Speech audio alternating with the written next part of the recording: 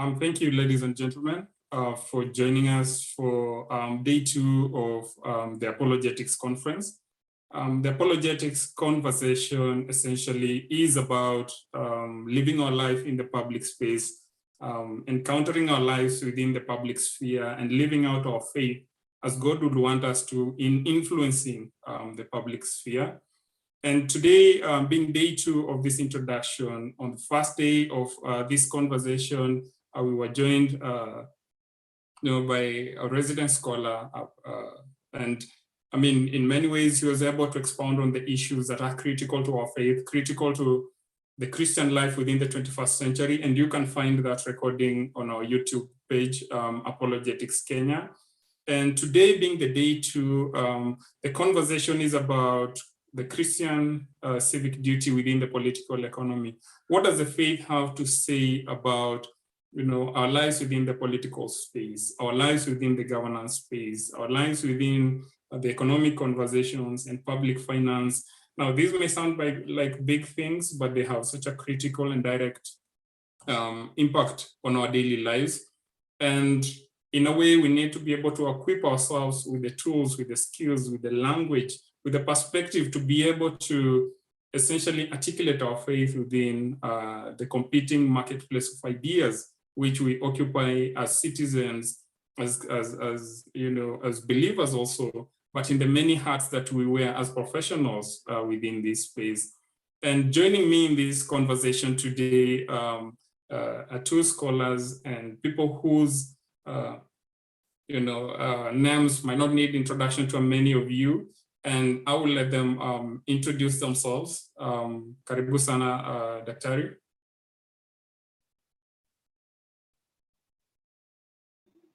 Thank you so much, Darius, for the kind session today.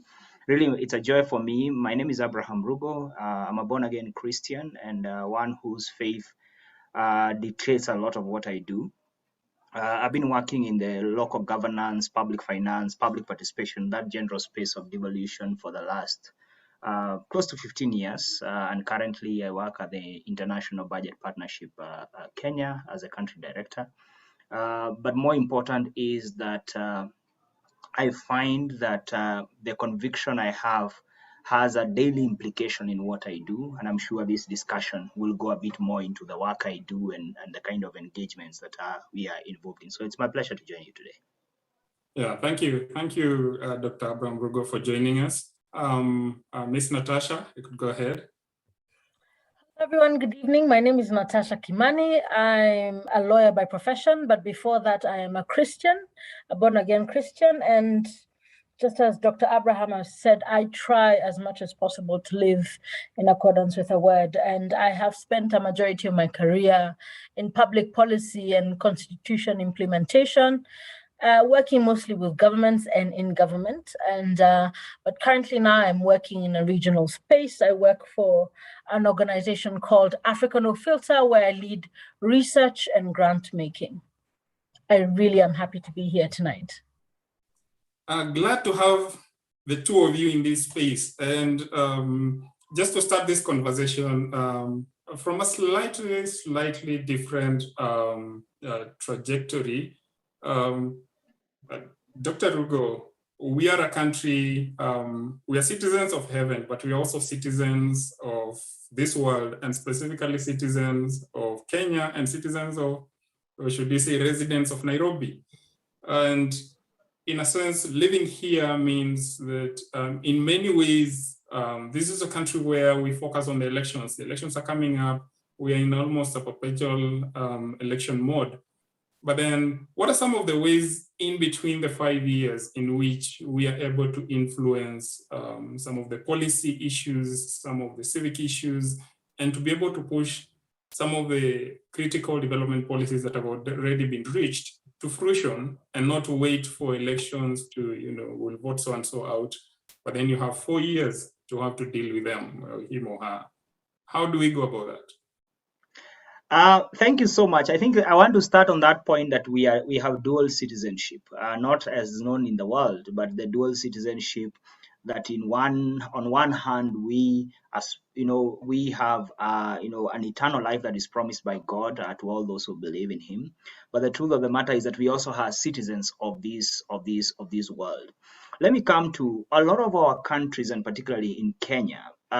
We have a framework, and this is a framework that we have given to ourselves through the Constitution, and that gives us rights and responsibilities to be able to participate in decisions. Now, and I think an important fact to start with is that you cannot not participate. That basically meaning that even by sitting on the fence, you are participating. In other words, you are just aiding bad decisions or aiding the alternative decisions to find their way. But let me bring it closer home. So in every space that we live in, there is some form of taxation that we pay. And this is in terms of finances. So in other words, you either pay tax through your payee, you pay tax through VAT. Some people say, I don't pay payee, so I don't care. But you pay VAT on almost every substance that you consume. And even those that are zero rated on one end, the means of production still includes taxation. When I think about a lot of our production is oil-based, or rather it's petroleum-based, which is based on, in other words, the resources being utilized on a day-to-day basis are your resources. And therefore the opportunities, that is a very, very first key opportunity. The first opportunity is basically an opportunity of voice, of asking, where is my money being spent on? A lot of Kenyans, as I know, belong to chamas, basically self-help groups and all that. Few of them just send their money and never care where the money is being spent. Some of the heated AGMs I know are of cooperative societies, of SACCOs, where people want to know, where did our money go? And therefore, as a Kenyan citizen, as a citizen of the different countries even that are following this conversation, we have an opportunity to participate through voice. It's an often ignored space, but it's the primary, just asking questions. And the more you ask questions, the more there is a possibility of being answered. But secondly, is that a good number of us are also decision makers, not just consumers of decisions. When you, for instance, go into an office and you need a certain service, you have a decision to follow the due process or a decision to bribe. It's a decision, you're involved in. Others are actually involved in whether that service will be provided. Some of us are teachers, others are nurses. So in other words, on one hand, where they consume the results of their decisions, they are also decision makers. And I think that's a second opportunity to participate. All of us know a decision maker somewhere. Do we engage with them? Do we ask them, what kind of decisions are they making? Because some of them, of course, are our brothers, are our sisters, beyond just the kind of favors. So first is voice. Second one is the active engagement in the decisions being made. We cannot afford to just look on the side. I work in the budget space, for instance, and there are decision points that are there when the budget is being formulated. There are decision points that are there when the budget is being approved. There are decisions which are there when the budget is being implemented. And these are not 5-year opportunities. These are annual opportunities. Some of them are quarterly opportunities. Some of them are even monthly opportunities. But let me speak to the last one for now, which has to do with participation in actual forums that are called for people to participate. So first, I have said that there is an opportunity for voice where you can speak to the issues. There's an opportunity to engage those who are making decisions during the different decisions that are being made. But there's also formal opportunities which people are either invited to give their memorandum or to give their opinions. Some of them are as basic as the changing of from a residential property to a commercial property. I know some of us just pass those things and go our way. But some of them actually have a lot of implication in terms of how the environment will look like once that decision is approved and once it has gone. So those formal participation, some of them have to do with the budgets of their counties, of their sub-counties, of their wards.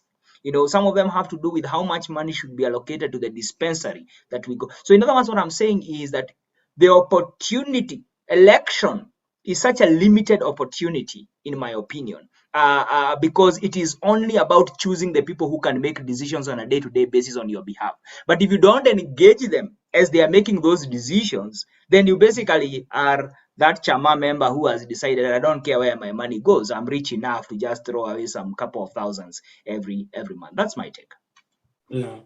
I mean, that's really, really interesting, Daktari. And I'm thinking, Ms. Natasha, you've been in the, in the governance space for a while. You've done a critical audit across these issues. And what would be your assessment? I mean, where does your average Kenyan who gets disappointed with his MP after a year and says, huyu tutamtoa, but it's 4 years away, 4 years is a long time, What have been some of the mechanisms that have been available to the different respective communities, whether it's policy people, whether it's, the rest of us citizens, what has been your, basically your insights based on your interaction in that space? Well, let me begin by saying that the interventions and engagements differ based on the segmentation. And I would like to just break it down, because currently what we are seeing, and allow me to use these terms, especially amongst young people, is one, we have disgruntled young Kenyans. They are angry. They had expectations, not just of their governors, of their MCAs, of what was to be. They were told if they went to school, they would get jobs. We have a number of jobless young Kenyans, so they're disgruntled. We have, and they feel that maybe perhaps the only way to engage may be through violence. That is the current segment we're seeing, and largely we see a lot of young men fall into that category. There's a segment of disenfranchised Kenyans who feel governance is too complicated for them. So they'd rather just listen to their relatives and just disengage and just check out, because it sounds so complex. This thing called devolution, this thing called governance. There are so many. One day there's BBI, no one has told them what is BBI. The next there is wheelbarrow, the next there is so many things. And to the average Kenyan, that can be overwhelming. So they tend to shy away, and then they don't participate and engage. And I would like to call these disenfranchised Kenyans. And the third segment for me is disengaged Kenyans. And we find a majority of middle and upper middle class Kenyans and a lot of Christians in this space. We are disengaged because we are like, that doesn't affect me. I'm going to continue earning my salary. I'm going to continue living my life. So I'm not even going to vote. Have you gotten your voter's card for what? So you find a lot of us fall into that category where we are disengaged. It doesn't affect my everyday life. But shock and horror is that a lot of just these three segmentations, if they're not engaged effectively, we will find, unfortunately, a more broken and more divided society. Let me begin with a disengaged community where a majority of us lie. And I really love what Daktari has said, is that we just don't understand that these things affect our lives. And a simple thing is a CBC, where we found a lot of Kenyans have turned to jokes and memes about CBC, posting different things. And it's become a joking, sort of like, some conversations we have over breakfast, over lunch, WhatsApp, but we don't realize that the fate of our children lies in this particular program. And it is imperative that we ask questions, that we engage at very basic levels. And the thing about engagement, sometimes we make it very complex. You don't need to go to parliament to engage. You can engage in your local community, even in the school. Ask the school questions. When there are opportunities, attend and ask difficult questions. Engage with your local MCA. And I keep saying, especially to the middle class community, there are three ways to engage and invest. Invest your time. Ask the questions. What's happening? Why is this thing particularly here? Invest your money if you can. If there are young people you believe in and you can see will leave this country better, why don't you give them, even if it's 5K, towards their campaign? Campaigning in Kenya is very expensive. We had a lot of young Kenyans who are passionate about this country, who ran in 2017, but they didn't have resources. And what we did was laugh at them in our WhatsApp groups, instead of investing in them because they had a vision for this country. So that's a second way you can invest. The third way is using your voice. If you're in a position of power or proximity to power, why not use your voice to ask questions or speak to your MCA? You may have coffee with people in power. You may be in this, your kids may be going to the same schools. Someone like Daktari sees them every day. Daktari, his proximity to power is insane. So are we having conversations with these people when we meet them? Just as a by the way, or are we staying silent? And what I have seen, particularly as Kenyans, as Christians, is how Romans 13 has been weaponized and used sometimes to silence us and create fear. And I would like to just encourage Christians to think beyond that and think even towards the book of Acts. That's Acts 5:29. We must obey God rather than men. And the Bible has several examples of these particular spaces where people have obeyed God rather than men. And Daniel, for example, who took steps and refused to kneel down. And there are others such as Shadrach, Meshach, Abednego, who wouldn't bow down to the golden statue. And Esther, when she said then, if I perish, I perish. There are examples in the Bible where God took precedence. And I would like us to also think beyond what submission means to authority. Submission is not absolute. Be it, for example, wives to husbands, children to parents, it does not give room for abuse. We have authority from God to ask questions, to create spaces where we are all safe, where we have dignity, where there is justice. And for those of us who have some form of power, I urge us to exercise it. For those who are disenfranchised, because a majority of them, unfortunately, are in peri-urban and rural areas, I encourage those of us who either have relatives in the village or in peri-urban areas to be bold enough to have conversations. When you go visit home, ask them questions, inform them. Don't be condescending, because also some people from Nairobi, you assume you know better than someone from the village. That is not what I'm saying. What I'm saying is create spaces for constructive conversation. And lastly, with the disgruntled community, which a majority of our young men fall into, angry because their hopes have not been realized. They feel left out by a system. They were promised things that are not actualized. How do we engage with them? And my challenge to us is to have conversations with them. First of all, hear them. Hear where they are coming from. Because their anger is not imagined. We should not rubbish their anger. It is legitimate. A lot of them have followed processes and procedures because they were told, if you follow this path, you will get where you need to be. And they are here, and their dreams have been dashed. So why don't we begin conversations with them, show them mercy, show them kindness, and begin looking for alternative ways to engage these demographics. So for me, those are the opportunities I feel and see as Christians, especially Christians who have some form of power. We can begin engaging and having conversations in such spaces, Darius. So I'm going to stop there. Thank you. All right. Thank you. Thank you so much. I mean, that really gives a good overview, especially among some of the constituent parts of the voting community, but also the citizenry of the country. And I mean, it carries huge implications going into an election year. You don't want to have so many disgruntled young people in the country, which makes it easier to weaponize them. It makes it, it makes them vulnerable to the kind of political manipulations, whether it's at the voting ballot or even physical, violence as we know it.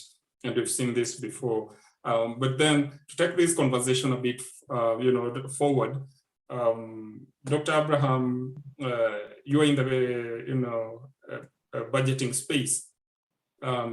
Jesus asks for a coin, looks at it, the Jews are asking him, what do we give to Caesar? Do we pay taxes? And do we just send this money to Rome, which we will never see, But then he's telling them, give to Caesar what belongs to Caesar, then give to God what belongs to God. But then Kenyans have been giving to Caesar for the last many years. But particularly in the last 10 years, Caesar has not been very prudent, and it's public conversation in many spaces about the debt conversation, the borrowing and, accountability in the fiscal space. what does scripture really have to say about this? What should be the believer's posture, in light of where Caesar is also? Thank you. Let me first start by noting that in the season that we are referencing, we have had a mixed bag. So a mixed bag in the sense that I think in the last, not I think, I know in the last 10 years, perhaps we've had the biggest infrastructure growth in our country than we have ever seen before. In those, I mean, whether you think about rail, you think about road network, you think about internet connectivity and all that. But from where I sit, the problem has not been those things. First has been the cost and the accountability with those resources. Now, when we did the Vision 2030, basically writing up the plan and the proposals, it was anticipated that we would borrow. And when you go through scripture, you see debt as a means of economic empowerment, but you see debt management as a critical aspect of either creating wealth or creating poverty and disenfranchisement. Now, the situation we are in right now, and the Constitution of Kenya does say that when debt is procured, in other words, it knows that debt will be procured, it must ensure that the costs and the benefits are equitably distributed between current and future generations. You can read that in Article 203, between 201 and 203. And that's where prudence is. I must submit to us that the accountability question, the utilization of the resources, and whether 1 shilling has done the work of 1 shilling is where the problem has been.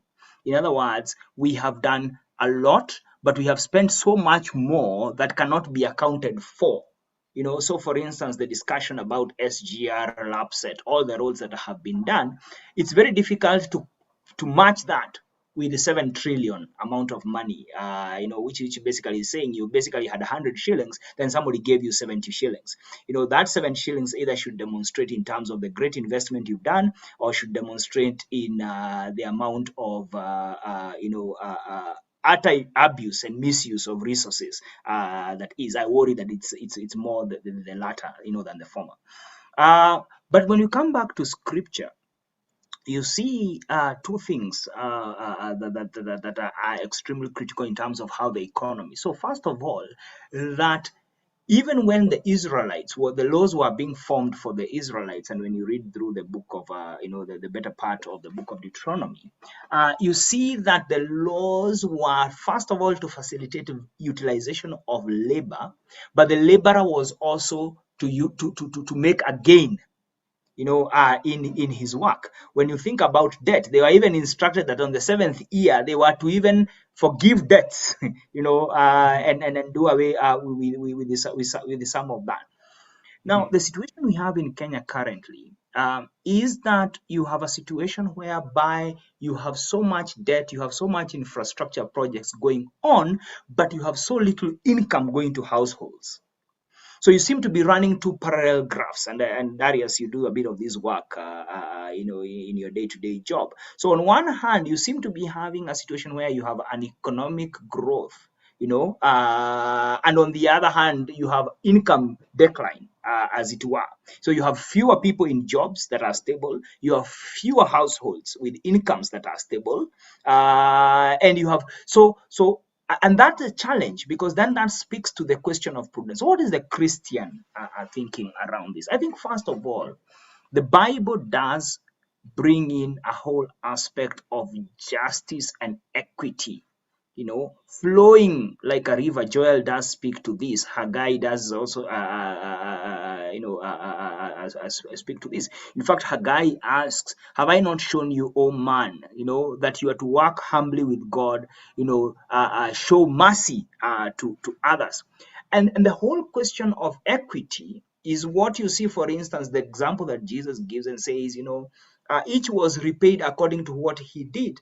But now in a situation where people are not being repaid according to their effort, because Kenyans work hard. I mean, when you think about the guys who work in construction industries, the guys who supply who actually maintain our food supply, food chain supply. They work hard. They wake up at, I think, by around 1 a.m. If you go to Marigiti, you will be surprised just by amount of effort that goes. But do they make an income that does, so that they can sustain them? So I think, first of all, one of the biggest Christian duties at the moment, in my opinion, is to ensure that people can earn a fair wage and can be able to put food on the table. We cannot be debating around food. But the second one is that we have resource distribution mechanisms that have been put in place in this country.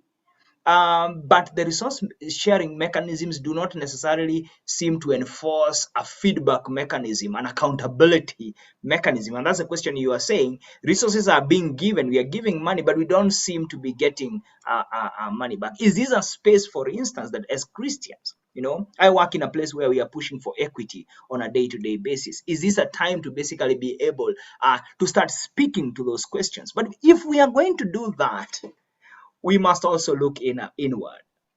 I feel that the spirit that has captured our society is a spirit of extraction. And every time you have a spirit of extraction, it is very difficult to nurture. Part of the reason why countries across the world are closing nuclear plants and closing coal mines is that by extracting, you don't bring anything back in return. You basically are destroying. When you think about the fishing industry, the moratoriums that have been put there is because it becomes an extractive industry.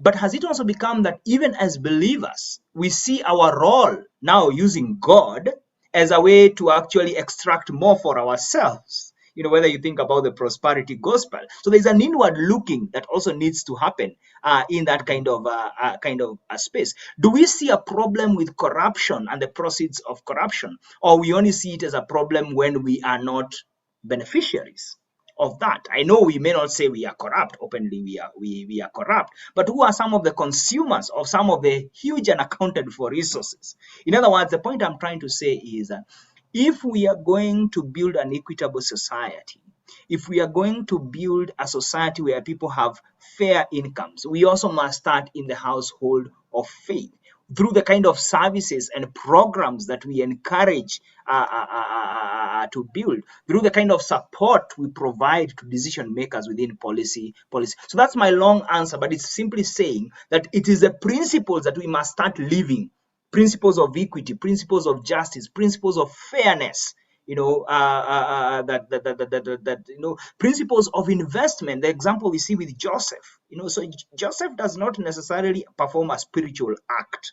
He actually engages in policy decisions, and that's what saves the whole world, as scriptures tell us in Genesis. That's how the whole world was saved from destruction by famine, because he came up with a policy decision of how the years of plenty will be utilized, and therefore that will save the years of lack. But when you're involved in extraction, it means that we extract what we cannot utilize, and when it is time to utilize it, it is all rotten. Yeah. It's really, really interesting because this is one of those, first and foremost, it's one of those decisions that is in our spaces daily, because the budgetary question, of course, public debt is a central part of public finance.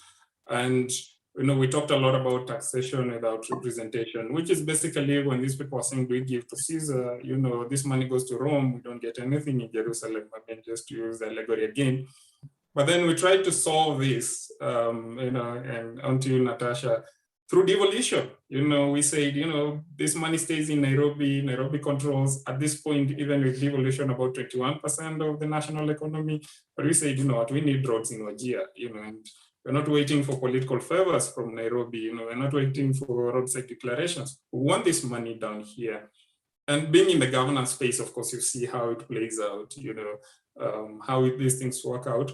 So 2 questions out of that. One is, what is your assessment of how the whole devolution as an attempt at representation, but also an attempt at trying to restructure governance in the country, how has it essentially, should we say, worked out?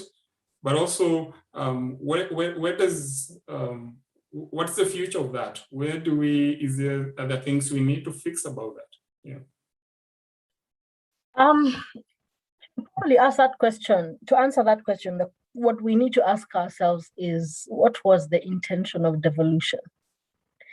Apart from resources and distributing resources to other parts of this country, what were we intending with the constitution and the fight for devolution? And historically, we have found that there have been historical injustices, especially economically. And devolution was seen as an opportunity to ensure that resources would finally reach marginalized and minority communities. This was an opportunity to ensure that there was representation and responsiveness. And what does that mean? Representation means that those who have historically been left out of the conversations around governance, around the decisions around governance, would now have an opportunity to engage. Responsiveness means that devolution would finally respond to the needs of those whom had historically been left out of governance, of decision making, of policy making. And if we look at devolution, I would say, without fear or favor, we still have a long way to go. We still have a long way to go because, unfortunately, the promises of devolution are yet to be met. And there are so many factors for this that include different political issues at play, lack of proper implementation. Often we say funding must follow function.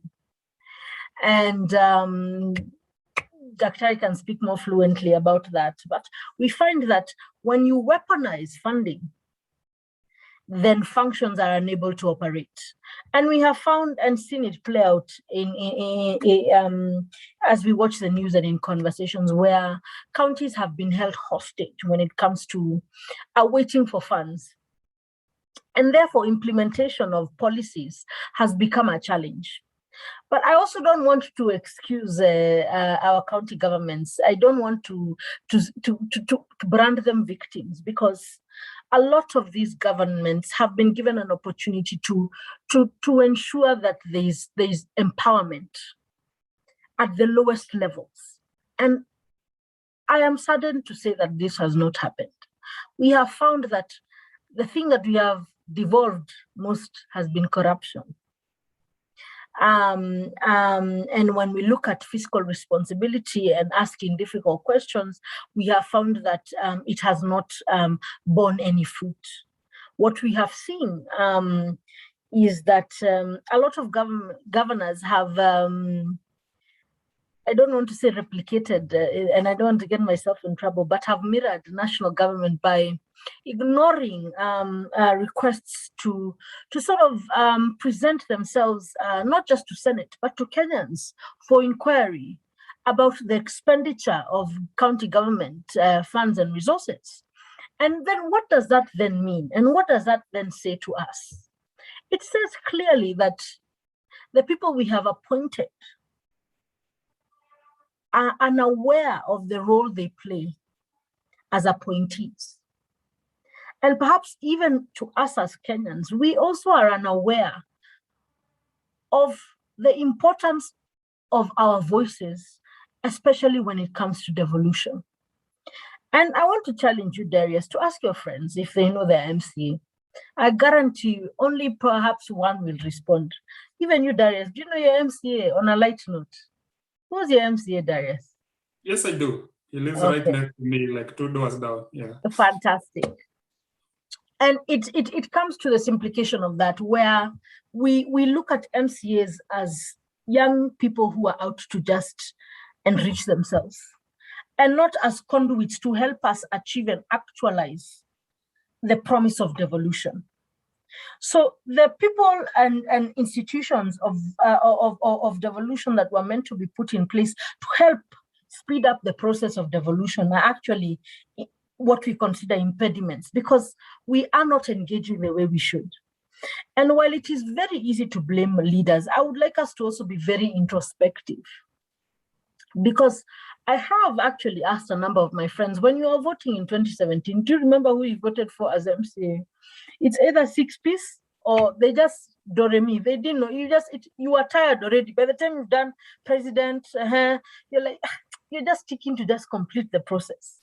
And then what happens? When the issues you want addressed, such as streetlights, and I always say it is important to make situations relevant to the people you're having conversations with. If you're speaking to someone who lives in Kilimani, don't give them complex conversations. Ask them, how do you have streetlights? How is the road? And when they struggle to respond, you're like, you know what? If you brought these issues to your local MCA, this is something that should be addressed at the county level. But because we do not understand the roles that these leaders are playing in devolution, then we are unable to engage with them accordingly. So I would like to say the promise of devolution has not been met. More so because, one, when it comes to equality and equity, we are still very far behind. Marginalized and minority communities are actually more marginalized than they were before. And there were advantages in a very indirect way of COVID, where we found a lot of people packing up their bags and going up country. And there's for those who actually had a home to go to. But for me, what I would have hoped is that we are not going up country out of despair, that we are going to live in the counties because we are hopeful that living there will give us more economic opportunities. But we find that a lot of people have gone to Kenya, up country or other counties temporarily until things look up, then they can come back to Nairobi. Therefore, there is no belief that they can thrive in these counties. And it was our hope and I speak twofold as someone who was part of the constitution making process, but also the implementation making process of the constitution, where we find it was our hope that eventually Nairobi would not be the place where Kenyans wanted to be. And if we ask ourselves, has that changed? I don't think so. And if people are leaving Nairobi, it is not because of hope. It is because of desperation. They are unable to pay rent. They are unable to get jobs. So Darius, if we are having this conversation in the next couple of years, it would be my hope that these counties are places where people want to live and thrive. And that is when I will begin to see and say that devolution is working. And what is it that we can do as Christians? I want to begin by saying, I believe categorically that the Bible and God is for the oppressed and not the oppressor. So when we are speaking about the Bible and God, we must speak in context of justice, in the context of reform, in the context of growth, inclusive growth. And oftentimes when we are talking about Romans and submitting to authority, we forget that Paul ends with the greatest of commandments, love your neighbor as you love yourself. And when you love your neighbor, you do not cause them harm. So when we are thinking of devolution and governance, I want us to think in that context. That when we are thinking of leadership, when we are thinking of governance, we must think in the context of loving our neighbor, ensuring our neighbor is safe. And it is not in the context of that doesn't matter, it is not relevant to me. If it affects your neighbor, we have people who work for us, be it nannies, be it watchmen, and we need to start having conversations with them, even as a very simple step. Do they know who their MCAs are? What are the challenges they are facing, and how can you support? We cannot and should not live in a bubble. We must be bold enough to ask questions, take a leap of faith, read the Bible, but also read the Constitution. What does it say? How can I as a citizen engage at the very basic level? And sometimes we complicate engagement. As I said earlier, it can be a very simple thing, as sharing. And I'll give an example. During when I was, a lot of the people around me refused to get vaccinated. And there were very many theories around why they shouldn't. And I took it upon myself to have simple conversations, not from a condescending standpoint, but first to understand why they felt that way. Second, to engage and offer alternative positions and options. And I found while not all of them got vaccinated, most of them did. When you approach conversations about governance from a point of first seeking to understand what another is saying, but also then ensuring that you're giving them information in a way that relates to their everyday lives, then change begins to happen. We must also not assume, and I have found this is very common with a lot of us. When we are speaking about governance, we do it in a very condescending manner, assuming that the people we are speaking to don't know anything, that because they have a certain worldview or understanding of governance, then they are illiterate, they are ignorant, and it is upon me to ensure that they know better. First, we are assuming that we know better. We must actually be humble as we engage and understand, even if they are wrong, they have a right to think the way they feel they think. And we must not rob them of their agency when we are engaging and speaking about governance. We must understand that we all have experiences and we must engage from that particular point of view when speaking about governance and devolution. So when we are having conversations, I urge us to have it at the very basic level as Christians. But also, Daktari said something about engaging those around us, be it in corruption, be it in whatever spaces. You know someone who's not paying taxes. And sometimes we excuse it here. Hey, serikali inatuumiza. There are always reasons not to do something, and we excuse it. Times are tough anyway. Kenyans are struggling. So we are enabling these things in one way or another. We know someone who's flouting governance laws, and we keep quiet. We have even sometimes a relative. Daktari, I think sorry. Just picking up on where we are with Natasha on that.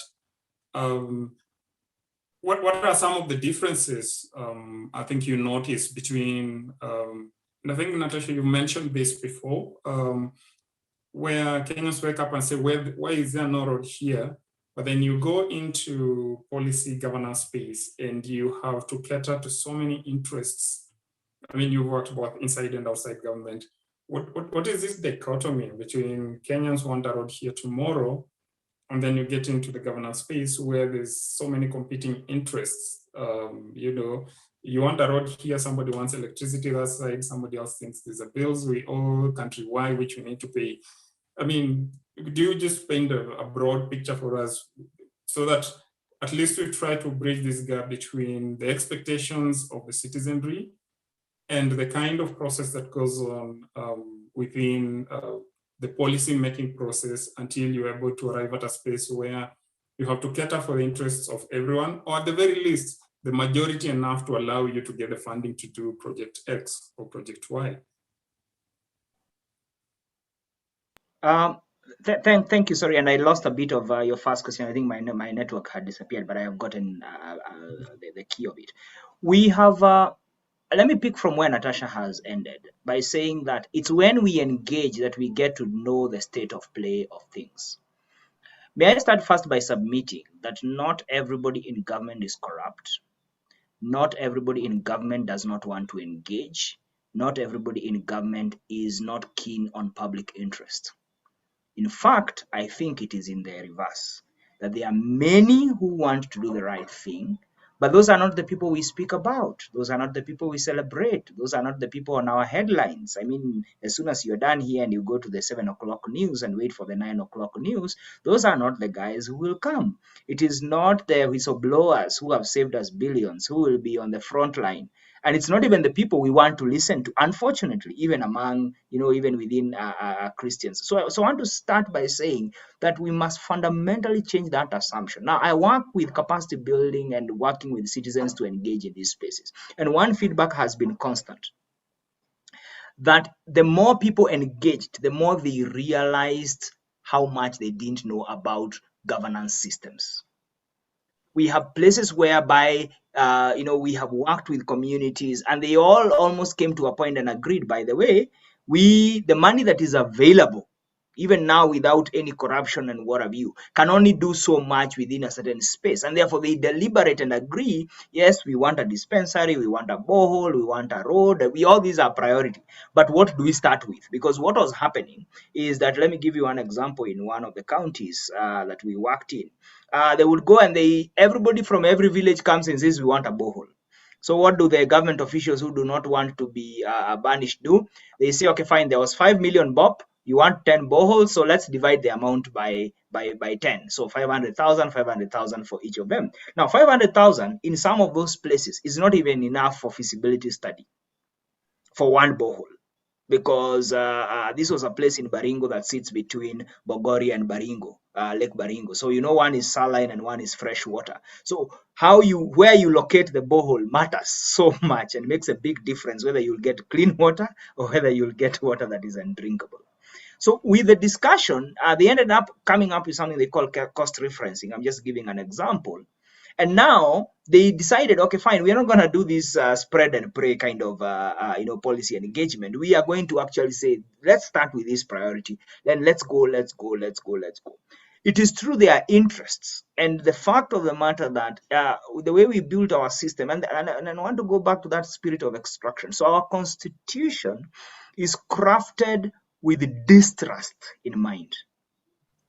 When you see the amount of detail, for instance, we have in the chapter 12, which I work with on every day on public finance, it is detailed. Now, when you come to the acts that actually, implement a PFM Act, Natasha worked at CIC at some point, the Commission on Implementation of the Constitution, the laws are endless in terms of how detailed they are. But does that stop the kind of situation where you have very little accountability? No, because inbuilt in there, there's a lot of interest, and some of these interests sometimes do not align. But therefore, the question is, what then, as Christians, I think the question you are asking us here is what Christians can do in a space like that, I think, is to inform ourselves of the different interests. When you look at the scriptures, you see people coming to engage in a space. Look at Nehemiah, who had the job that many of us in Kenya have of rebuilding our country. He had the job of rebuilding Jerusalem. The amount of consultation that Nehemiah goes through, first of all, he of course, he appears very sad. Then he talks to the king. Then he is given officers. He has to go and consult and discuss with the guys in the forest. Then he goes around. Then he tells the people what they are about to do. All what he was trying to do, he was managing interests because all these interests were not aligned with his interests. But many of us shy away from the hard job of advocating for our position, but of listening to other people's positions, because we either assume our position is right, and when we are opposed, we then shy off and completely keep off and say, after all, the world is not our home, we belong to heaven. So I think there is a need for us to engage with an intent to understand what do the other people think, what are those interests. But you cannot engage people you don't know. You need to inform yourself. You need to be able. Daniel, he spent 3 years learning about the Babylonians. The curriculum of the training for public service in Babylon was about sorcery, was about all those magicians. We are told those are the people who are basically like running the governorship and all that. But he had to do that without losing his faith and his conviction.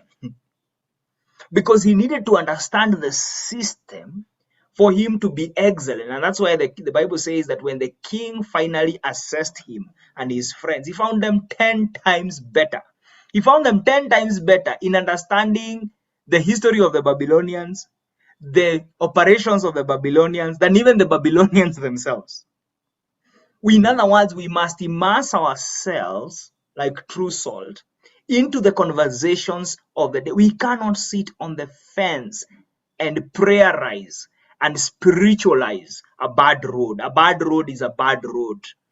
A dispensary without a nurse is a dispensary without a nurse, and it does not. When you get a snake bite, whether you are a Christian or you're not a Christian, if the dispensary does not have antivenom, my friend, I think that might be the end of you. And if it has antivenom, but it has a nurse who is absent and nobody there knows what to operate. The point I'm saying is that it is to inform ourselves of this interest and the different interests. For instance, now we are going into elections. Take time and understand the different manifestos. Take time and sit down with some of those politicians, and not just when you're asking them to come and contribute in a fundraising in your church, because that has become the only time many people interact with the leaders, because they want them to come and and ask them why exactly. I mean, when you say we are going to create so many jobs for the youth, what exactly do you have in mind? Interrogate those questions, because that is the way to start bringing our policy change. But let me say one last point. We must celebrate and start deliberately to celebrate the remnants in our system. As long as we make the narrative look like there is no, as long as we take the Elijah's posture of imagining that we are the only good people left in this world, everybody else is bad, and it takes a long process for God to rebuke Elijah and tell him, but you're not the only guy. I have 7,000 more out there. Can we celebrate them? Can we pray for them? Can we identify them? Can we support them?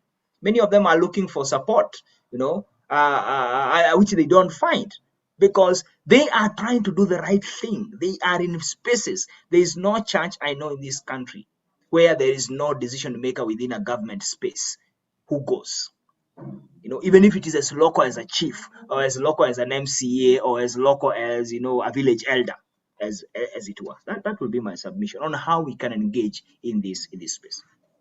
Yeah, and I think that's very comprehensive, Dr. Much appreciated. And just speaking into the question of how people can begin to deal with that, because we are about 10 months, give or take, to the next elections. And I mean, Natasha, you've been in that space.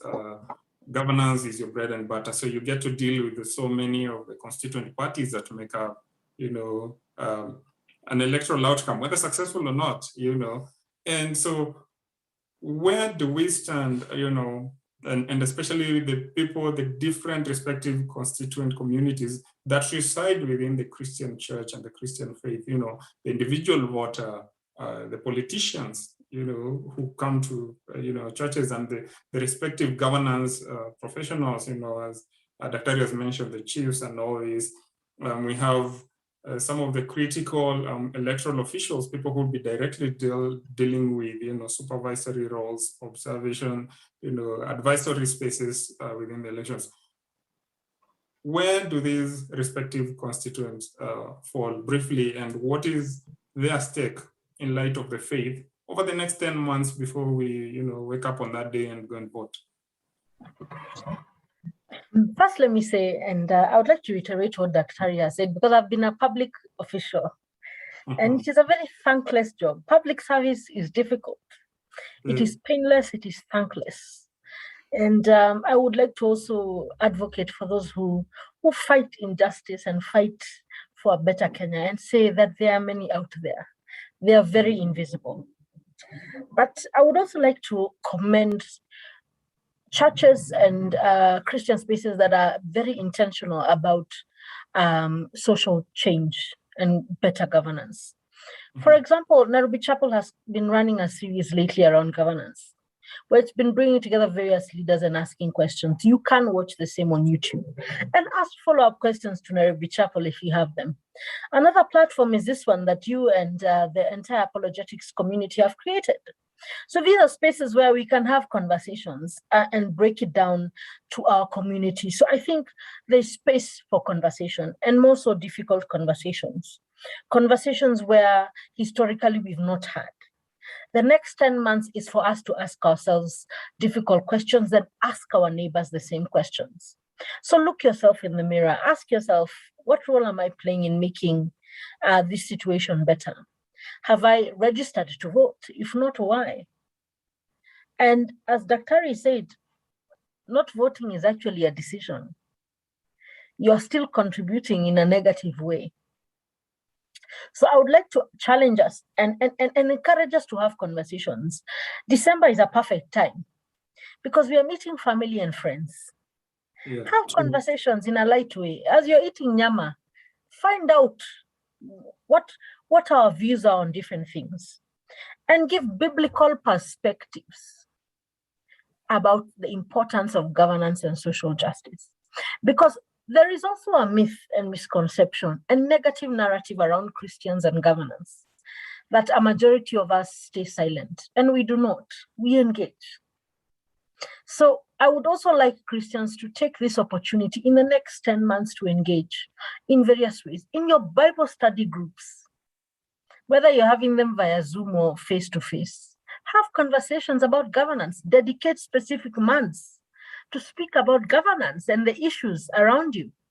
Challenge your communities around you to host potential MCAs, to host potential leaders, to have conversations with them. Find out what's happening in your communities. And for example, if you're living in communities that have public schools around us, we often ignore it because our kids are going to private schools. So we are like, it's none of our business. And the only time we remember that there are broken glasses in school is when we are voting and we turn, then we post on Twitter, oh, schools are not okay. But I would like to challenge us now to find out who is around us in the community and how can we engage with them different. How can we begin finding out their positions on different things? How can we invest our time, our money, and our voice to create change? And investing your money doesn't mean you have to invest 100,000, even 2,000. For a politician who needs to print posters is a lot of money.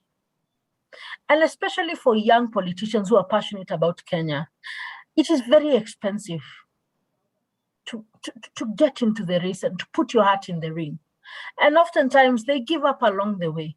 So if you can support them in various ways, even if not through monetary support, encourage them to run the distance, because there are young people and older people as well who are passionate about this country, who have a vision for a better Kenya. So why don't we take a chance on them? Why don't we be bold enough and courageous enough to talk about governance on our WhatsApp status posts? We post beautiful Bible verses. Why don't we also be courageous once in a while to ask questions in your Facebook page, in your Instagram page, in your WhatsApp status? You know, sometimes we also face the challenge of trying to be too polite to a point where we don't want to ruffle any feathers. We just want to be neutral. And again, as Dr. says, neutrality is the worst thing. You know, so I urge us to be bold and brave and challenge and ask difficult questions. In Hebrew, the word justice is mishpat, and it occurs more than 200 times in the Old Testament. And it basically means to treat people equitably. And I want us to think about this when we think about governance and change. How are we contributing to the promotion of equity and an equitable and just society? That is all I will say. Yeah, I mean, thank you for that. And just, I think, a short follow-up on that, which is the question, and I think you had brought it up earlier, which is on minorities, you know, people whose political representation has not been, you know, taken into account. I mean, devolution has helped here and there, partly moved the needle a bit. But even in scriptures, you see, I mean, God giving the Hebrews this command again. In Deuteronomy, it's like the entire time he's referring about the sojourners, you know, those who are passing through your lands, you know, you're talking about the women and the representation in there, and being in the governance space. And you've spoken into this issue before, but then what are some of the ways, I mean, of course, there's helping some of these younger people, but what are some of those things that we need to keep in mind as we go into this election, as regards, you know, the minority in terms of maybe not demographically, but definitely numerically in our policy spaces? Well, I like to say, oh, sorry, Dr. No, go. That's your question, please. I like to say that a good judge of the present sometimes is history. And when you're looking at the people you want to vote in, I would suggest you just take some historical references and be objective about it. Because when people say they want to change and they want to drastically bring reforms and better policies, have they had a history of doing the same? Is it evidence-driven? Daktari is in the space of data-driven analysis. So when we talk about change, can we be able to see this change take place? But also, when we are voting and having conversations about who is going to take over leadership, are we taking into consideration those who are often invisible, who are unable to speak for themselves, and how this particular leadership will affect their everyday lives? Because sometimes a challenge when we are voting, we vote for what is comfortable to us. And what is comfortable to us may not be beneficial to those who are most marginalized and the minority in this country. So I would like us to think that way when we think of elections. And Daktari has spoken about interrogating policies. I will leave that to him. I'm no longer in that space. He will speak broadly about that. But I would like us to pause and ask ourselves difficult questions. As I'm loving myself, am I loving my neighbor? Am I ensuring justice for them? And your neighbor is not just a person living next to you in the suburbs, because most of the people tuning into this particular live live in the suburbs. They can afford bundles and they have time to tune in. But you have workers around you. You have people around you who may not afford these luxuries. And the person you're voting in, will they be of benefit to these people? If not, then we need to have different conversations. I urge us to think that way when we think about governance and change. That it is not just about my comfort, but the comfort of my neighbor. Mm-hmm. Yeah, and I think, Daktari, how do we write the voice of the minority into the budget? How do we, when you look at scriptures, the Lord is giving these instructions, on the 7th year, you'll do this, on the, the year of Jubilee, you'll forgive debts. When you are, gleaning your fields, you leave, certain segments for those, the slaves among used to, the orphans, the minorities, those who are not, primarily, centered within the nationhood as we knew it. How do we write that into the budget in a modern nation state with a treasury and, budget policy statements? How do you do that? And also, as you give us that, then you can also tell us, what is your crystal ball? What's the future? How do we go from here? Like your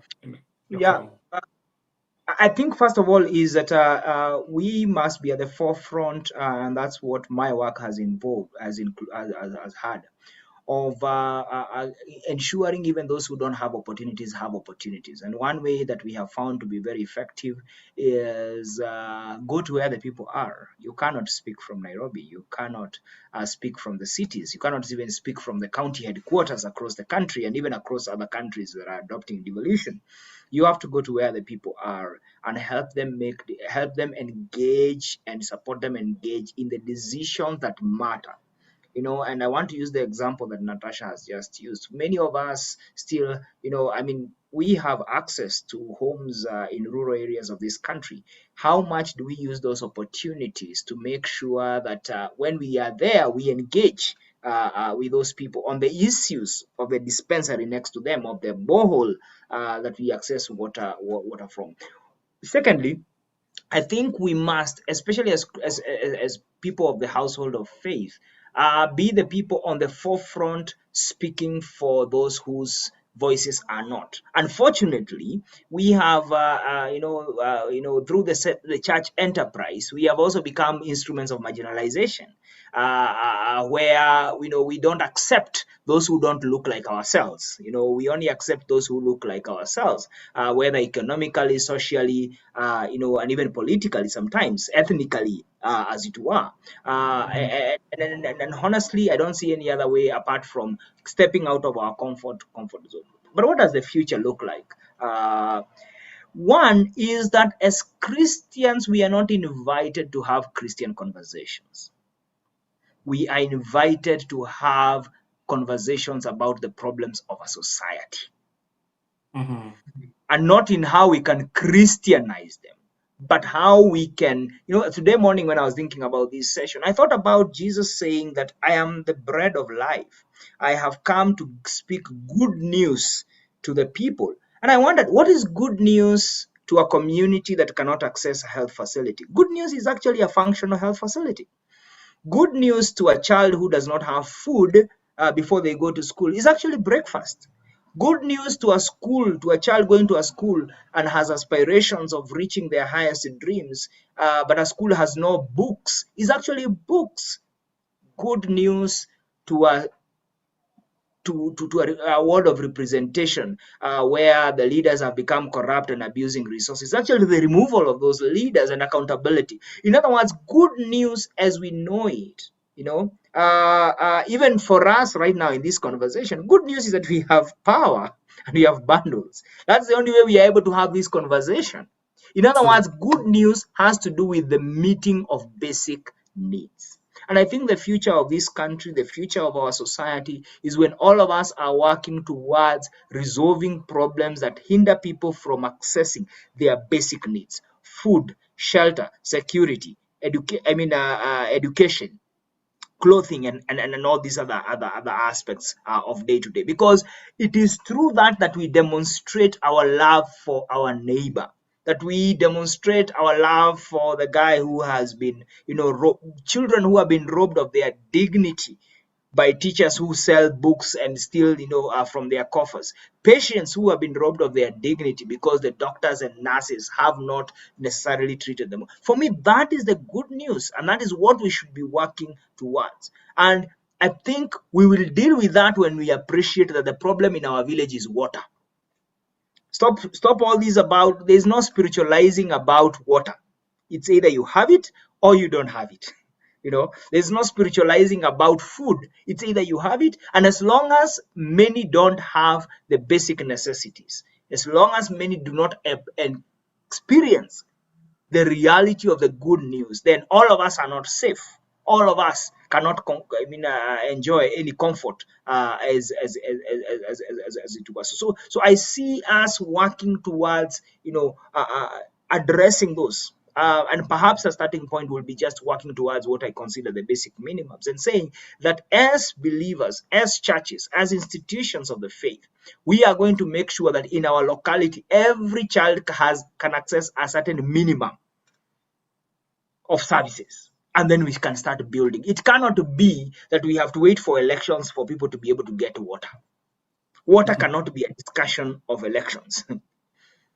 Education and books in schools cannot be a topic in elections. We should be discussing how to improve, not basic, because unless we address those basic access, even dealing with the minorities and the specialized needs of different groups becomes very difficult. Because if you don't have water in the first place, you cannot even have discussion on how much women or men or youth or persons with a disability have access to water or not.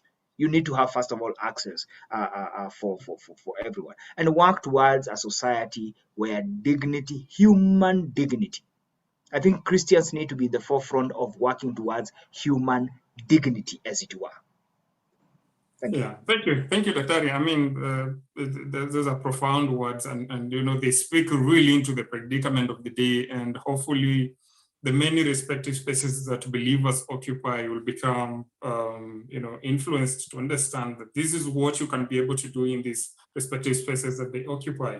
And I mean, Natasha, just your conclusion, what is your crystal ball of the future? Elections is 10 months away, but then the responsibility to implement the Constitution started 11 years ago, and it's going to go on for the foreseeable future. It carries opportunities, but it also carries certain challenges. What is your crystal ball? What's your view of where do we go from here? And what are some of the ways we can begin to make this a better space for minorities, but simply for all the citizens, not just of this country, but also of the other respective people from the respective countries who are watching, and what this would mean for them in their context? Well, yes, let me begin by saying there are a lot of Kenyans who are anxious. And let us also not pretend that it's not a thing. But I would like to encourage us all that even, and it is actually my favorite psalm in the Bible, when anxiety was great within me, your consolation brought me joy. I would like to encourage us to believe that there is hope for a better Kenya. It is possible. It's not a mirage. But I would also like us to contextualize what that hope means and the role we can play. And I really love what Daktari has said, is that sometimes we over-spiritualize the basics. And we need to call a thing a thing. if systems are not working, we need to say that. Use your voice for change. Don't be afraid to do that. Don't be afraid to have difficult conversations. And I often say, if you can have difficult conversations with your family members, you can have difficult conversations with anyone. So I encourage you to begin those conversations. For those of you who are parents of teenagers, those of you who have parents in the village, siblings in the village, siblings in Nairobi, December is a perfect time to begin those conversations. Begin engaging. And the thing about behavior change is that it takes time. But with time, it happens when you invest accordingly, when you invest in the right channels of engagement. And I just want to encourage, because platforms like these offer an opportunity for people to learn and engage, that we should have more conversations like these, not just in formal spaces on a Zoom call, but in spaces where we can laugh and challenge each other. Because I also want to conclude by saying that governance affects you more personally than you know. It affects not just you, but generations to come. So opting out may affect not just you, but generations to come. So engage confidently. Yeah. That is all I will have to say for now. Thank you. Yeah. Thank you. Thank you for both of you. Thank you, Daktari, for the conversation, for just the insights into this conversation. I mean, given you occupy such a critical space in our budget conversations, which influences how resources move around the country and how those resources impact lives or not, depending on what policymakers are willing to adopt, and how they're willing to prioritize the resources that we collect as a country. I mean, thank you, Natasha, for this. Thank you for, just helping us understand the governance space, helping us understand how the different ways in which we can be able to, engage in the governance space, and, hoping that people are able to take up on these insights and have a better society, even if it's just a better world. That's a great step towards trying to reform, the big country that we have, and even in other respective people from the countries they come in. I mean, whatever contextual, tools and skills are there that match, the insights that we've gotten from you, much, much appreciated. And for those who are watching us from, from around the country, from outside the country, thank you for tuning in. This is a conversation that will go on, has gone on today. It was there yesterday. There will be another conversation tomorrow, and the day after. So keep tuning in, keep sending in your questions, keep engaging, and also keep challenging us on new insights that you think would be relevant to be able to address basically the Christian faith in the marketplace of ideas or in the public space as we know it. So thank you all for joining us, and hope to see you again tomorrow on a new set of this conversation. Thank you too, and bye-bye. Bye-bye.